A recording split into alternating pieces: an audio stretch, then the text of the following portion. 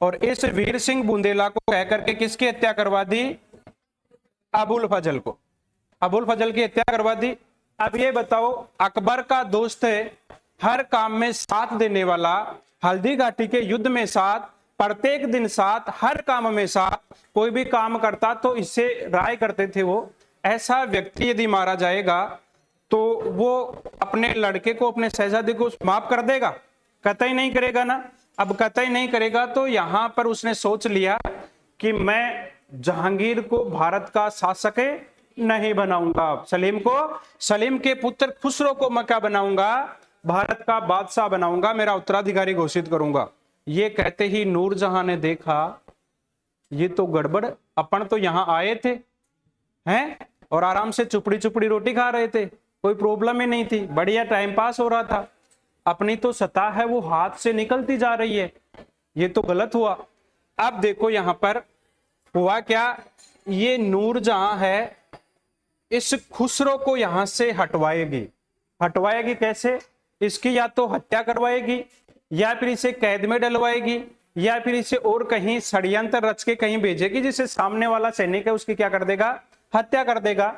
ठीक है ना। अब हुआ क्या, ये चाहती है कि इसको हटाया जाए, और इसका मामा था मान सिंह। कौन था? मान सिंह। मान सिंह मामा ही हुआ। मान सिंह चाहता था कि अकबर की मृत्यु के बाद में उसने खूब कोशिश की थी कि इसको शासक बना दिया जाए, बादशाह बना दिया जाए। लेकिन हुआ क्या, ये जहांगीर है ये शासक बन गया, और जहांगीर शासक बनते ही पहला काम इसने किया, इसको जेल में डलवा दिया।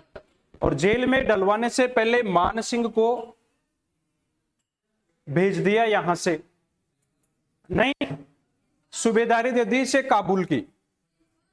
ठीक है, इसे काबुल भेज दिया गया, और काबुल भेज दिया गया। यहां रहेगा तो ये बार बार इसका सहयोग करेगा कि नहीं करेगा अपने भांजे का।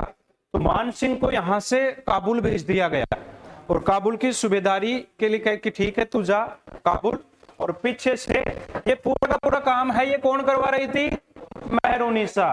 मेहरुनिसा करवा रही थी। टारगेट था इसका ये कि मेरे बेटे को क्या बनवाऊं? शासक बनाऊं, शहरयार खान को शासक बनाऊं। मेहरुनिसा है, आपका जहांगीर है, ये मस्त था, मिलानो पेनो, कोई मतलब नहीं है, शासन नाम मात्र का शासक था। अब इसे यहां इसने कैद में डाल दिया।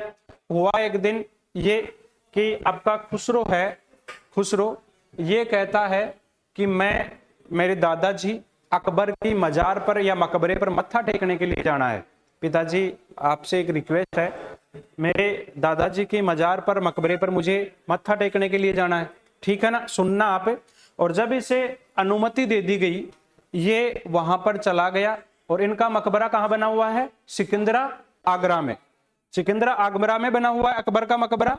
वहां पर ये चला गया, और सिखों के गुरु थे अर्जुन देव। ठीक है, अर्जुन देव, उन अर्जुन देव की सहायता से कई किताबों में यह मिलता है कि इस खुसरो को अंधा करवा दिया गया था। पहले जेल में डाल दिया गया और फिर इसे अंधा करवा दिया गया था, और अंधा होने के बाद में इसको मरवा भी दिया गया था। ठीक है, और यहां पर क्या हुआ कि ये खुसरो है अर्जुन देव के सहयोग से पीछे मकबरा के पीछे से गली से ये तरन तारण भाग गया। एक जगह पड़ती है तरन तारण, कौन सी जगह?